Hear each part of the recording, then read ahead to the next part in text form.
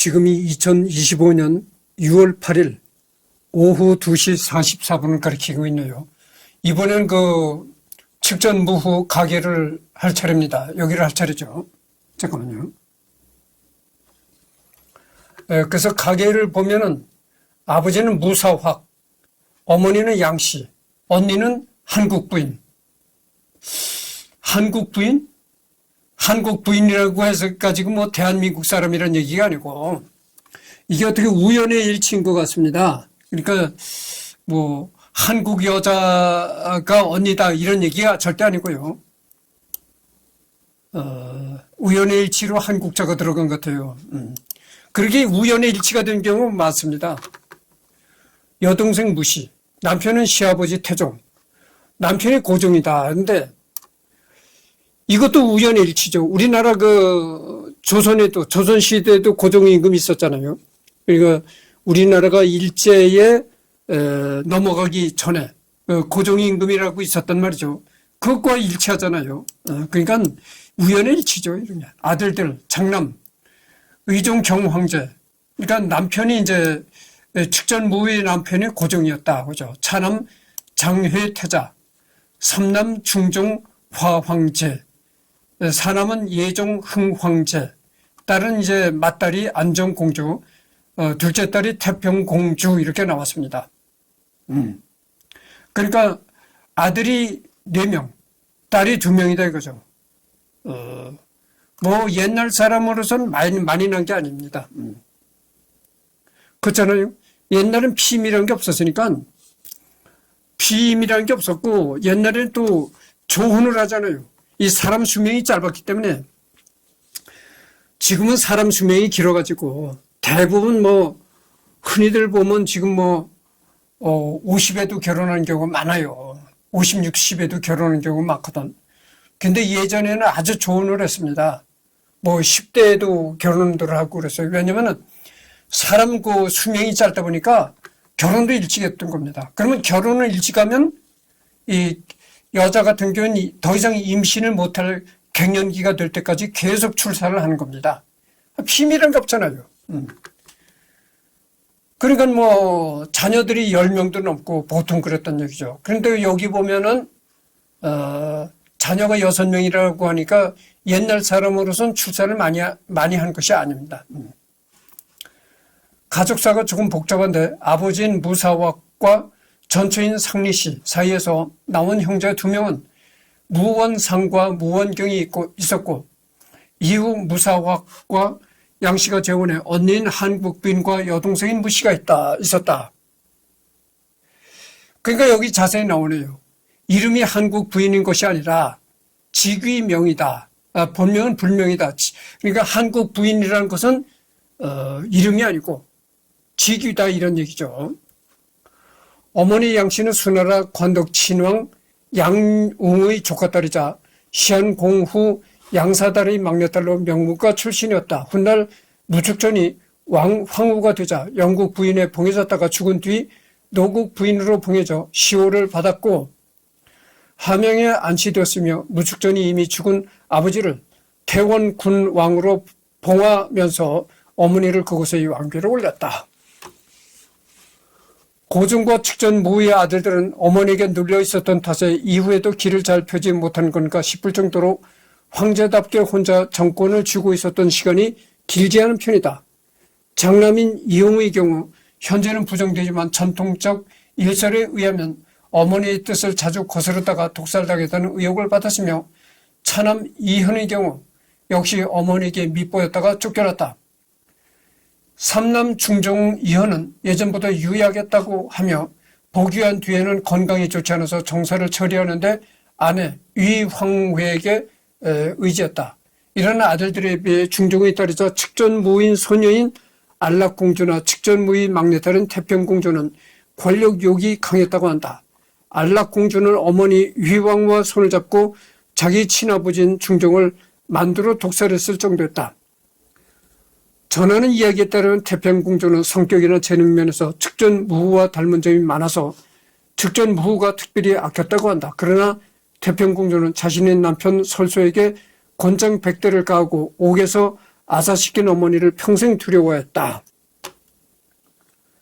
그러니까 사남 예종 이단이 포기한 건 여동생 태평공주와 후에 현종이 된 아들 이윤기 덕이 크며 예종이 재위한 동안은 태평공주와 이윤기가 첨예하게 대립했다. 예종의 건강에 이상이 없음에도 불구하고 아들 이윤기에게 빨리 선의한 것도 이런 전국을 뒤집어 엎기 위함이었다. 그러니까 아들보다는 측전무의 아들보다는 이 딸들이 권력욕이 강하고 그랬다는 거죠. 여담, 유명한 관상가인 원천강이 무사박의 집에 들렀다가 갓난아이였던 무축전을 보고 봉황의 목과 용의 눈을 지닌 귀한 상이며 여자아이라면 황제가 될 것이라는 예언을 했다고 한다.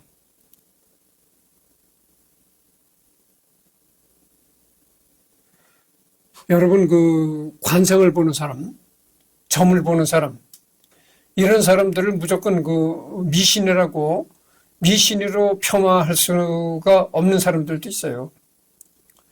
상당히 아주 잘 알아맞히는 그런 사람도 없지는 않습니다. 있어요. 그렇다는 걸 말씀드립니다.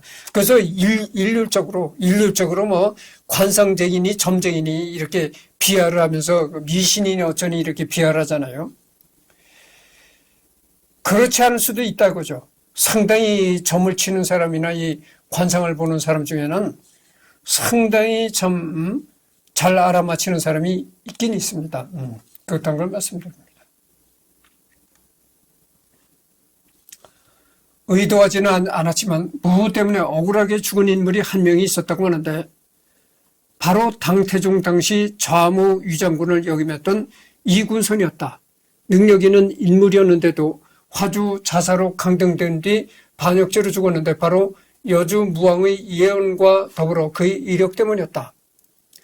그는 낙주 무한 출신으로 아명이 원왕이었으며 군벌 유무주를 토벌해 무련 현공에 봉해져 황궁의 북문인 현무문을 수호했다.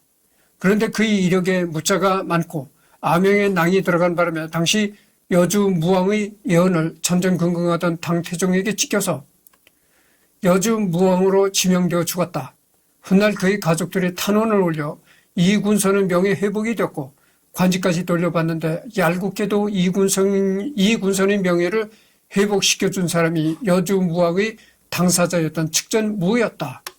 다만 이 이야기가 단지 야사일 뿐이라는 말도 있다.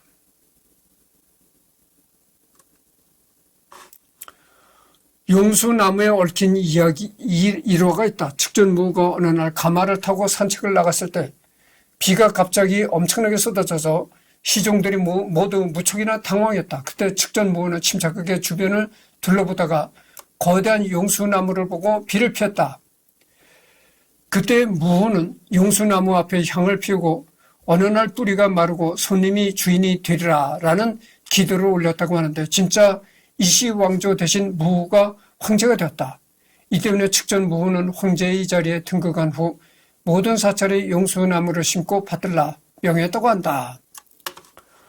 용화수나무에 담긴 불교적인 의미와도 관련이 깊은데 불경에 따르면 미륵보살이 마지막 부처로서 용화수나무 아래서 깨달음을 얻고 용화수나무 아래서 설법을 3번 함으로써 모든 중생을 구제한다. 불교를 숭상했던 측전무 자신이 미륵이 화신임을 강조하고자 한 데선 프로 파악한다. 가운데는 대운경이라는 불경에 미륵의 화신인 정광천녀가 중생을 구제한다라고 언급한 부분도 있는데 대운경을 토대로 여자로서 주기한 자신의 위치를 정당화하고 나아가 필연적인 일로 굳히겠다는 목적이 있었다.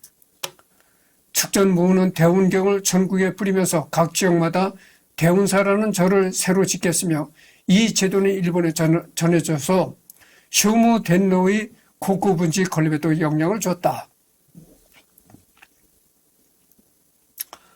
유학자 등 측전무의 즉위나 통치를 반대했던 세력에서는 측전무가 자기 통치를 위해 아예 위경 하나를 새로 지어냈다고까지 몰았고 오늘날에는 대운경 자체는 위경이 아니라고 보는 반론도 나와 있다.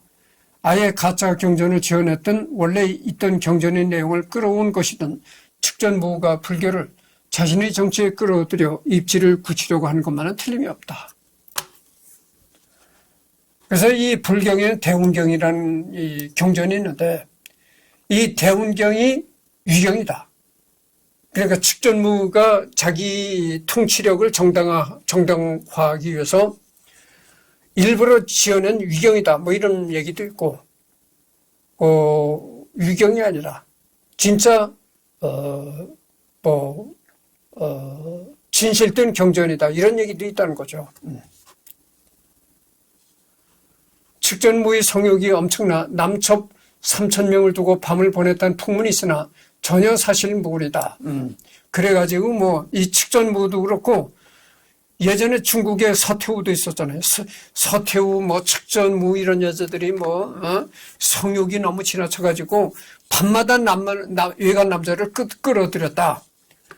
그래서 섹스를 벌였는데 남자가 만족시키지 못하면은 만족시켜주지 못하는 남자는 죽였다. 뭐 이런 그 얘기도 있고 얘기잖아요. 근데 그 사실과는 거리가 먼 얘기다. 이런 얘기입니다. 하나의 풍문에 불과한 얘기다. 이거죠. 보세요. 이 측전무라는 여자가 얼마나 성욕이 뛰어났는지 남자 첩을 3,000명을 두고 밤마다 그 첩들을 불러들였다는 거예요. 그래서 이제 섹스를 즐겼다 이런 얘기했는데 전혀 그건 사실과 관계없는 얘기다. 예로부터 측전무를 포함해서 여성이 권력을 잡게 되면 남성 권력자보다도 더한 비상식적 섹드립이 나오게 했는데 이는 성에 대해 그다지 적극적이지 않은 일반적 여성의 이미지에 남성으로서도 상상하기 힘든 여성 권력자의 비상적 성욕이라는 거짓을 대비시켜 음해하기 위한 성향이 강한 기록이다. 심지어 측전무후 후대인 손자 현종에게도 첩이 4만 명이나 있었다는 비상식적인 기록이 있는 이만큼 역사적 사실로 받아들이기는 힘들다. 거의 동시대 기록이 이런 식으로 나온 것을 봐서는 기록 자체에 문제가 있는 것이 아닌가 싶을 정도였다. 현종의 후궁 4만 명 은호는 신당서 환관지에 있는 개원 연간에는 궁빈이 4만여 명이 있었다라는 구절에 근거하는데 신당서를 쓴 구양서의 말장난으로 보는 시각이 있다. 현종에 대해서 이런 비판이 가능했다면 측전무후에 대해서는 더한 소리가 불가능하지 않다.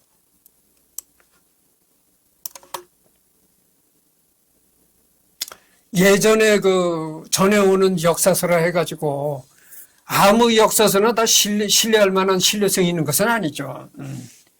그러니까 집권자를 비난하기 위한 거짓을 퍼뜨려가지고 집권자를 비난하기 위한 요즘 가십이라고 하잖아요. 씹는다 이거죠. 집권자를 씹어제낀다 이거죠. 그러니까 요즘에 옛날이나 지금이나 사람 생활하는 건 똑같은 거예요. 지금도 그렇잖아요. 괜히 앉아서 술팔 버리다가 남의 얘기나 씹고 남의 사생활이나 씹어제끼고 이런단 말이죠. 근데 올바른 얘기를 씹어제끼면 상관이 없는데 있지도 않은 얘기를 덧붙여가지고 씹어제낀다. 안주거리를 씹어제낀다 이거죠. 술 한잔 하면서 친구 보고 야, 걔는 어쩌고 어쩌더라. 나를 잘 아는 사람끼리 모여서 술을 마시면서 이승열이 걔가 여자가 어디 가는 곳마다 여자가 생긴다더라. 돈 많은 식당 아줌마가 좋아하고 안산 사진 찍는 간호사가 좋아하고 이러면서 이제 안주거리를 씹어댄다 이거죠. 그게 이제 그런 말을 듣는 사람은 그게 진짜인 것 마냥 알아들어가지고 야, 이승열이는 줄줄이 여자가 줄줄이 껴찼다. 가는 곳마다 여자가 생긴다네. 그래가지고 돈 많은 식당을 운영하는 돈 많은 또 부인네가 좋아하고 안산에 사진 찍는 간호사가 좋아하고 가는 곳마다 줄줄이 여자고 이제 씹어 제끼는 거지. 그게 다 근거 없는 헛소리다 이거죠. 보세요. 내가 혼자 살고 싶어서 혼자 삽니까? 아니 내가 진짜 그렇게 가는 곳마다 여자가 있고 진짜 돈 많은 식당 아줌마가 날 좋아하고 그랬으면은 아니 내가 돈 없는 사람이 얼마나 좋겠어요. 어? 이게 웬 떡이야? 돈 한 푼 없는 내가 돈이 없어서 남의 집에 원룸살이나 하는 내가 돈 많은 식당 아줌마가 좋아한다는데 아이쿠 이게 웬 복이야? 얼씨구나 좋다겠죠? 그럼 얼씨구나 하고 좋다고 벌써 장가를 갔을 거 아니겠습니까? 그게 다 쓸데없는 헛소문이다. 그러니까 옛날이나 지금이나 사람 살이는 똑같은 거예요. 괜히 앉으면 남의 얘기나 안주거리로 씹고 남의 얘기 좋아하는 사람들의 입방아에 불과하다. 이런 얘기죠. 그래서 이 쓸데없는 얘기들이 생겨나는 거다 이거죠. 뭐 측전무는 성욕이 너무 강해가지고 밤마다 남자를 끌어들여가지고 남자와 섹스를 벌이다가 자기를 만족시켜주지 못하는 남자는 모두 다 죽였다. 뭐 이런 쓸데없는 얘기들이 남의 얘기 좋아하는 입방아 놀리는 사람들에 의해서 쓸데없는 얘기들이 이렇게 생겼다 이런 얘기죠.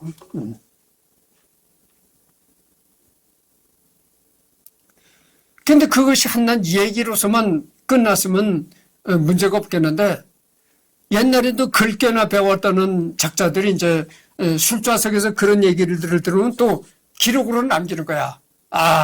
아무개 왕은 말이지 밤마다 남자를 불러들여가지고 섹스를 질펀하게 즐겼다. 뭐 이런 것을 끄적끄적 기록으로 남겨놓으니까 후세 자손들이 볼 때는 야 이런 기록이 있더라. 진짜 이게 측전무란 여자가 섹스판을 벌일 모양이로구나. 이렇게 생각할 수밖에 없다고죠. 그러니까 역사를 기록한 책이라고 해가지고 모두 다 신뢰할 수 있는 것은 아니다. 그 말이에요. 그렇잖아요. 이 역사를 전공하는 사람들이 역사를 주로 얘기하는 게 뭘로 역사를 얘기를 하겠습니까? 기록에 의존해서 얘기를 하거든. 근데 그 기록이라는 것도 신뢰할 수가 없는 기록이 많다 이거예요. 그러니까 역사를 전공한 사람이 역사를 얘기를 하긴 하는데 신뢰할 수 있는 부분은 그러니까 역사라는 것이 어느 한계가 있다 그겁니다. 그렇잖아요. 정사라는 게 뭡니까? 그러니까 정사라는 것은 우리나라로 말하면 조선 왕조실록 같은 기록을 정사라고 하거든요. 정식으로 궁정에서 정식으로 폼 잡고 쓴 기록. 그런 거는 일반 국민이 기록을 남긴 것보다 아무래도 신뢰성은 있겠죠. 신뢰성은 조금 더 하겠지만 그마저도 100% 우리가 알 수는 없다 이거죠. 그렇잖아요.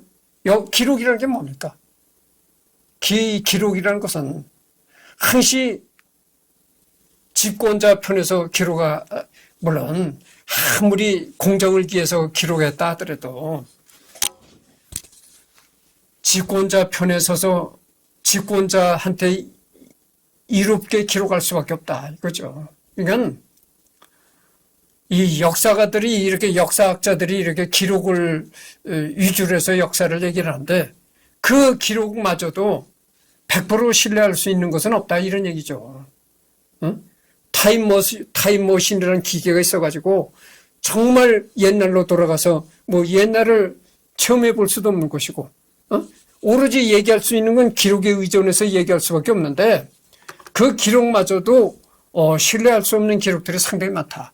그러나 조금 더 신뢰가 더한 궁중에서 기록한 기록이라든가 이런 건 조금 더 신뢰할 수는 있지만 그러나 그마저도 100% 신뢰성이 있다고 보기는 어렵다 이런 얘기입니다. 그렇잖아요. 항시 이 힘을 가진 집권자에 이롭게 기록할 수 없는 숙명증이 있는 겁니다.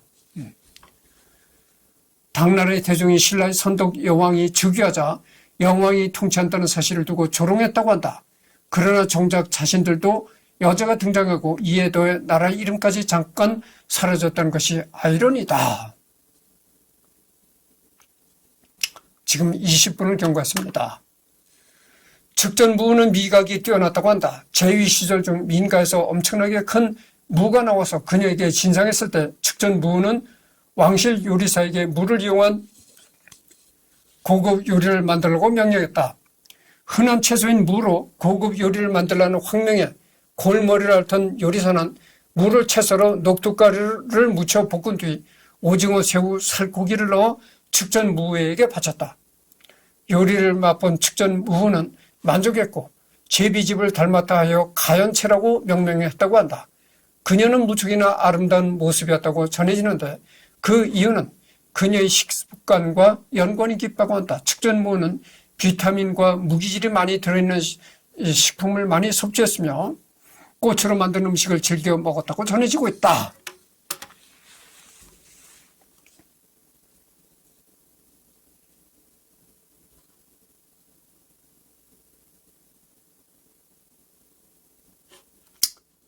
그러니까 측전무는 꽃으로 만든 음식을 즐겨 먹었다고 전해지고 있다. 이런 얘기죠. 스스로를 노자 아이의 후손으로 자처하고 스스로를 노자 이의 후손으로 자처하고 도교를 숭상한 당나라 황실에서는 이질적이게도 측전무는 불교를 숭상했다. 이에 한 몫을 거둔 건 그녀의 내연남인 풍소보로 미륵신앙을 이용해 측전무를 떠받들었다. 실제로 낙양 근처에 있는 룽먼 석굴의 대불은 측전무의 얼굴을 본떠 만들어졌다고 한다. 다만 이 대불이 만들어진 675년은 그녀가 아직 당고정의 왕의 시기인데 얼굴이 대불에 조각될 정도로 그녀가 남편보다 권력이 컸는지 의문이라는 견해도 있다. 아내에 밀려 유약한 이미지가 강한 고정이지만 실제 그의 권력은 그렇게 약한 편이 아니었다. 황후 시절의 측전무는 정치적 감각에 뛰어난 아내 정도는 될 수 있어도 엄연히 황제인 남편을 찍어 누르고 권력을 제멋대로 휘두를 정도는 아니었다는 것이다. 진위는 차지하더라도 이러한 말이 나올 정도로 측전무의 불심이 깊고 명성이 대단했다고 볼 수 있다. 그러니까 이 측전무는 이렇게 그 불심이 아주 대단했다. 대단한 불교 신자였다 이런 얘기죠. 불경을 읽을 때 해당 불경을 찬미하기 위해 서두로서 읽는 개경계는 측전무가 직접 지었다고 한다. 무상심심미묘법, 무상의 깊고도 깊은 미미한 법은 백천만 겁 난조, 백천만 겁이 지나도 다시 뵙기 어려워라. 악은문 견득수지, 나 지금 듣고 보고 받아 지니고자 하오니 원회 열의 진실의 열의 진실한 뜻을 이해하기를 바랍니다. 시죠, 시. 참 이게 뜻깊은 시입니다.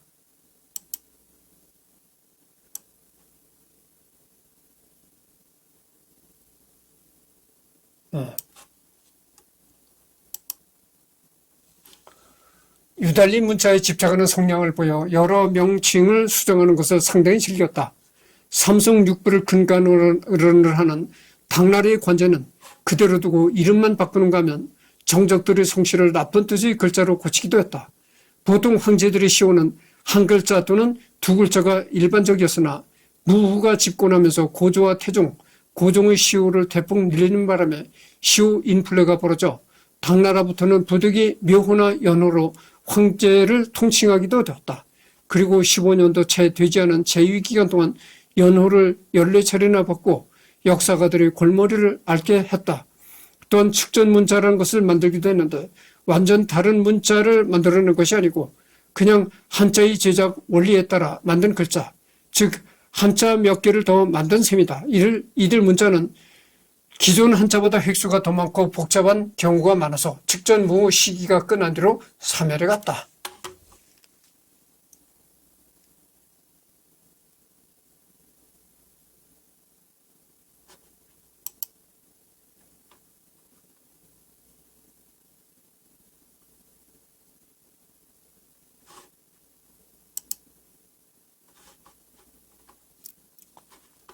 측전무는 2마리 판다를 일본에 하사했다. 요동은 발해, 동은 신라, 서는 토번, 북은 돌골까지 당나라의 군사 영역이 크게 축소되다 보니 동부의 신라와 발해를 견제함과 동시에 일치의 안정을 취하기 위한 조치였다. 그 당시 당나라의 북쪽에는 돌궐, 서쪽에는 토본, 동북 동해에 이르는 영역에는 발해 신라라는 만만치 않은 세력들이 들어선 상황이었다. 이들이 제각기 동시에 당나라를 견제하기 시작한다면 연이은 참패로 군사적인 역량이 꺾인 당나라로서는 그 큰 땅덩어리가 도리어 악재로 작용하여 사방의 국경지대를 통제하지 못해 속수무책으로 당할 수도 있다는 상황이었다. 그 자존심 높은 중국의 황제가 전통적으로 중화사상의 천하권에서 제대로 된 나라 취급조차 안 하던 일본에게까지 화친 의사를 보낼 정도로 상황이 여의치 않았던 것이다. 대한민국에서 그녀에 대해 안 좋은 평을 한 최초의 인물은 고려 중기 김부식이었다. 여러분 김부식이라는 신라시대 역사가가 있었잖아요. 이 김부식이가 이 측전무들에 대해서 안 좋게 평가했다는 거죠. 그러니까 이 김부식은 신라시대 원래 신라 사람으로 생각했는데 여기 보면 고려라고 이렇게 됐거든요. 고려? 여기는 고려 시대 사람이다 이렇게 나왔는데 김부식 하여튼 그렇습니다. 김부식이 이게 역사가입니다. 역사가. 언젠가 내가 이 김부식에 관해서도 하겠습니다. 근데 내가 잘못 알았네요. 그러니까 이 김부식이라는 사람은 신라 사람이 아니고 고려 중기의 사람이다 이런 얘기죠. 심지어 조선 초기 권군은 당태종이 선덕 여왕을 왕으로 인정했기에 측전무가 중국에 나왔다라는 주장을 했다. 그러나 실제 역사적 사실과는 다른 주장으로 당태종은 오히려 사람을 보내어 대신 통치하도록 만들려고 시도했고 측전무가 황제에 오를 수 있던 이유도 본인의 정치적 야욕과 능력이지 당태종과는 관계가 없다. 다만 측전무가 살던 7세기에 이웃나라인 신라, 동여국이라는 것은 이제 티베트죠. 참파, 베트남에서 계속 여왕이 나타났고 중국 민간에서 여왕제를 자칭한 진석진까지 나타났기 때문에 측전무가 이들에게서 영향을 받았을 가능성도 있다. 27분을 지금 경고하고 있습니다. 측전무후 이후로 중화권에서는 서태후 같은 실권자는 있었지만 공식적으로 여성 최고 지도자가 나오지 않았다. 그리고 2016년 대만의 차이잉원 총통이 집권함으로써 무려 1311년 만에 여성 지도자가 등장했다. 이게 참 재미난 얘기네요. 그러니까 측전무후 이후로 서태후 같은 그런 실권자가 나오긴 했지만 정말 측전무 같은 그런 황제가 나오기는 최근에 2016년 대만의 차이잉원 총통이 집권함으로써 1311년 만에 여성 지도자가 등장했다. 이런 얘기죠. 근데 중국도 두 나라로 갈라져 있잖아요. 대만과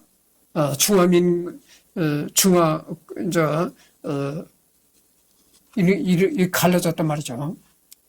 근데 중화인민공화국, 대만과 중화인민공화국으로 갈라져 있는데 글쎄요. 누가 중국의 정통성이 있느냐? 대만이 과연 중국의 정통성이 있는 정부냐?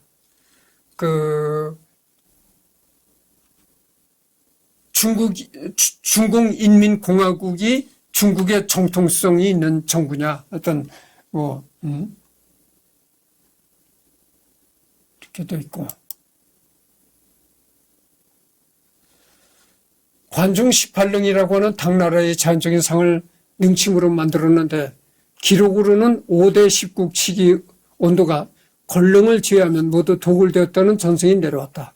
그러나 실제로 권능을 탐사해 본 결과 도굴되었을 가능성은 없다는 보고가 나왔다.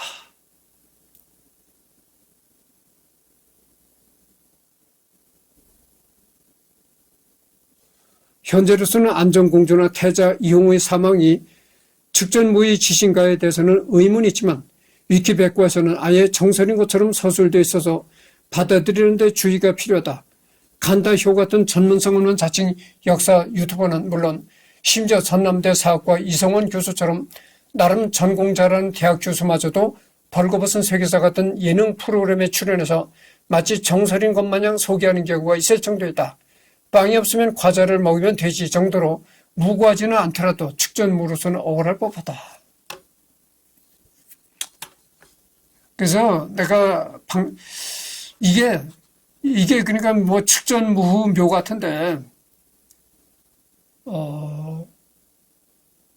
중공에서는 예전에 중국에서는 이렇게 뭐 황제나 이런 걸 큰 묘를 이렇게 이게 하나의 산이잖아요. 묘라기보다는 하나의 큰 이제 산이라고 볼 수가 있는데 이 산과 같이 이렇게 거대한 겁니다. 하나의 산을 이루고 있는 거죠. 그래서 여기 나온 게 뭐냐면 그런 얘기예요. 역사를 전공한 대학 교수마저도 역사 교수마다 의견이 엇갈린다 이거죠. 그게 뭐냐면 내가 방금 전에 얘기했듯이 그런 겁니다. 대학에서 역사를 가르치는 역사 전문가라 하더라도 타임머신을 타고 과거로 돌아가서 볼 수는 없는 거잖아요. 그러니까 대학 교수라고 해도 기록에 의존해서 얘기할 수밖에 없는데 기록에 의존해서 얘기할 수밖에 없는데 그 기록마저도 신뢰할 수 있는 기록이 있고 또 잘못되어진 기록이 있다고죠. 한마디로 뭐 뜬소문 같은 걸 옛날에 뭐 뜬소문이 돌아가는 뜬소문 같은 걸 기록할 수도 있고 그렇다는 얘기죠. 그러니까 이게 그 대학 교수마저도 사람에 따라서 서로 견해가 엇갈린다고 하죠. 예를 들어서 내가 방금 전에 한 얘기가 있잖아요. 이승열이는 가는 곳마다 여자가 생긴다. 돈 많은 식당 아줌마가 좋아. 이승열이 좋아했다. 뭐 안산에 사진 찍는 간호사가 좋아했다. 이런 소문을 듣고 전부 기록으로 남겼다고 합시다. A라는 사람이 그런 뜬 소문을 듣고 기록을 남겼다. 그런데 그 후로 몇백 년이 지났어. 몇백 년이 지난 후에 후손이 기록을 보니까 몇백 년 전에 이승열이라는 사람이 있었는데 아니 그 사람이 보니까 뭐 돈 많은 식당을 운영하는 아줌마도 있었고 뭐 안산에 간호사로 사진 찍는 간호사가 있었는데 그 간호사도 이승열이가 좋아했다. 그래서 이승열이라는 사람은 또 여자한테 그렇게 인기가 많았다. 그럼에도 불구하고 이 사람은 결혼하지 않고 한평생 독신을 늙어 죽었다. 그러니까 이승열이라는 사람은 그렇게 주위에도 여자가 많이 따르는데도 불구하고 철저한 독신주의자가 돼서 결혼을 싫어하고 여자를 싫어하는 그런 성질을 가져서 평생을 독신으로 지내다가 늙어 죽은 독신주의자였다. 이렇게 얘기할 겁니다. 근데 또 한 사람은 그 기록을 어떻게 믿을 수가 있느냐? 아니, 여러 근거를 봤을 때 이승열이라는 사람은 여자를 싫어하는 사람도 아니었고, 독신주의자도 아니었다. 이 사람이 평생 혼자 늙어 죽은 거는 여자가 없었기 때문이다. 이렇게 상반된 견해를 내놓을 수 있다가 있다는 얘기죠. 그래서 대학 교수라고 해가지고 대학 교수가 하는 말이라고 해가지고 100% 믿을 수가 있느냐? 그런 건 아니다고죠. 역사학자들마다 의견이 엇갈리는 겁니다. 기록에 의존해서 얘기를 할 수밖에 없는 건데 그 기록이라는 것이 헛소문을 기록한 기록일 수도 있고 진짜 진실에 근거한 기록일 수도 있다 이런 얘기죠. 그러니까 역사를 전공한 교수라더라도 사람마다 보는 관점이 다르고 같은 기록을 보더라도 생각하는 관점이 다르다 이거죠. 그러니까 우리가 역사의 기록이라고 해가지고 전에 내려온 기록이라 해가지고 그것을 100% 진실된 것이다 이렇게 말할 수는 없는 거고 사람마다 이 역사를 바라보는 관점이 다른 겁니다. 그렇다는 걸 말씀드립니다. 그렇잖아요. 그래서 이제 대중매체에서 이런 게 나왔고, 대중 측전무, 기타 창작물에 이런 게 나왔고, 그래서 이제 측전무에 관한 이렇게 여러 가지 드라마 이런 것도 많이 제작이 됐다 이런 얘기입니다. 드라마 여러 가지 이런 게 제작이 돼서 방송도 타고 이렇게 그랬단 얘기죠. 그래서 당황제 뭐 이렇게 나옵니다.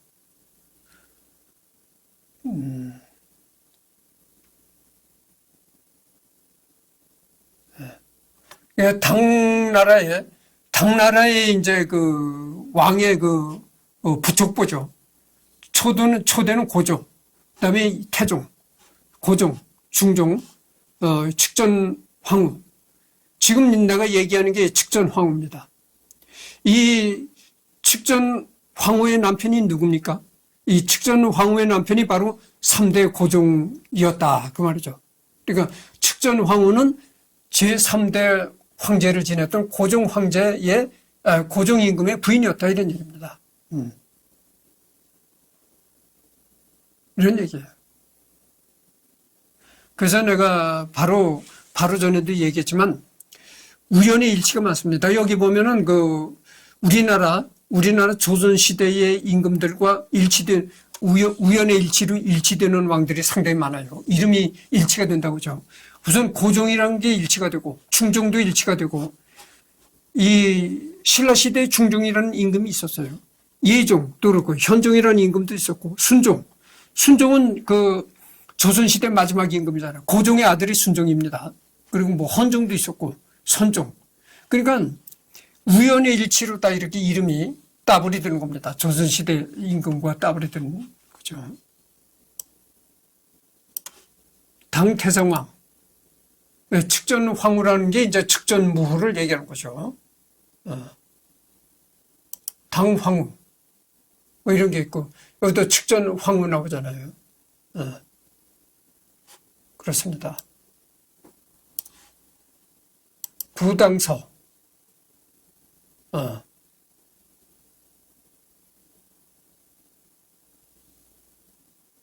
여기 보면 이연, 이세민 이런 사람들이 이제 측전황후의 아들들입니다. 측전황후의 아들.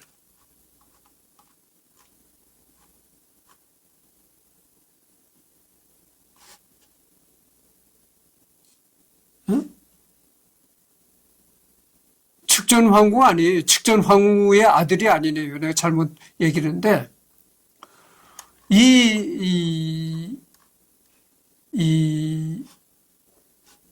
사람이 남당 추전 황제라고 이렇게 돼 있는데, 이 사람이 노자라는 겁니다. 노자의 도덕경, 도덕경을 남긴 이 노자라는 거죠. 그러니까 이게,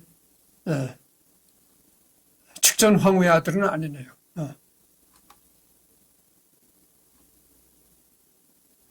언젠가 내가 노자에 관해서도 이제, 할 것이다 이런 얘기를 했는데,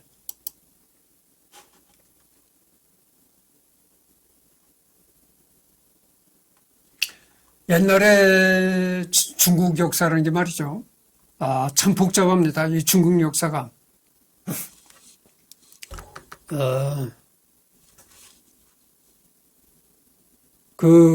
중국에는 춘추시대라고 하잖아요. 여러 나라가 등장해서 이제 서로 경쟁을 벌이고 각축을 벌일 때. 그래서 이 중국 땅에도 여러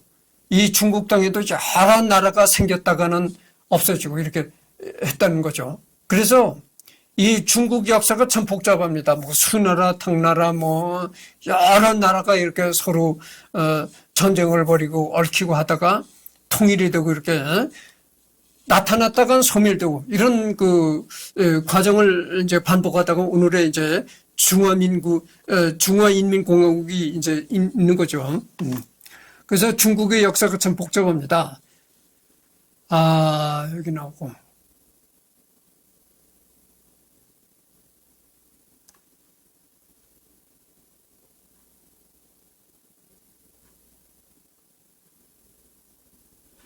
중국사에서 지금 거의 40분 경과했습니다. 조금 더 하고 이제 끝내도록 하겠습니다. 중국사에서 황후, 황태후, 황제, 태상황을 모두 겪어본 유일한 인물인 만큼 비범함이 보통이 아님을 알 수 있다.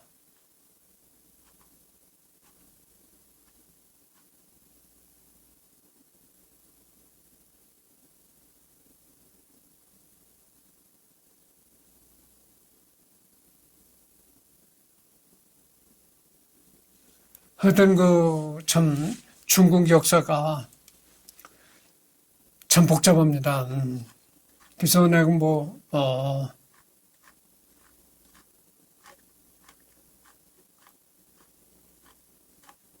하여튼 40분을 지금 경과했거든요.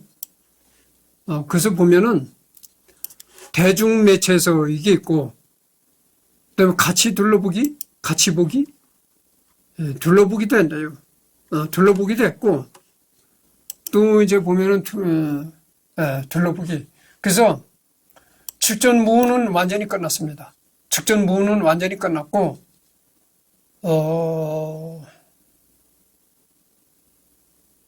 다음에는 또 다른 인물을 선정해가지고 하도록 하겠습니다. 오늘 한 번 더 녹화를 하려는지 아니면은 다음 주에 녹화를 하려는지 하여튼 그렇습니다.